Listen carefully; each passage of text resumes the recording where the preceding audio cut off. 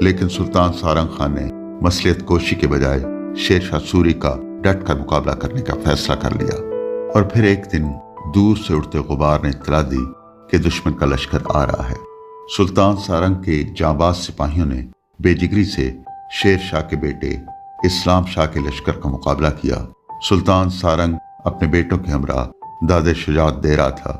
اس کے 16 بیٹے ایک ایک کر کے اپنی مٹی پر قربان ہوتے گئے۔ آخر سلطان سارنگ کو اسلام شاہ کے لشکر نے زخمی حالت میں گرفتار کر لیا اور اس پر تشدد کی انتہا کر دی گئی۔ زندہ حالت میں اس کی کھال کھینچ کر اس کے جسم سے علیحدہ کر دی گئی۔ یوں سارنگ خان کو مغلوں سے عہد وفا کی پاسداری کی سزا دی گئی۔ اب بھی اگر آپ کا رواج سے گزر ہو اور آپ قلعہ رواج جائیں تو وہاں پر خستہ عمارتوں کے ساتھ کچھ قبریں بھی آپ کو دیکھنے کو ملیں گی۔ انہی قبروں میں ایک قبر سلطان سارنگ کی ہے جو اپنے 16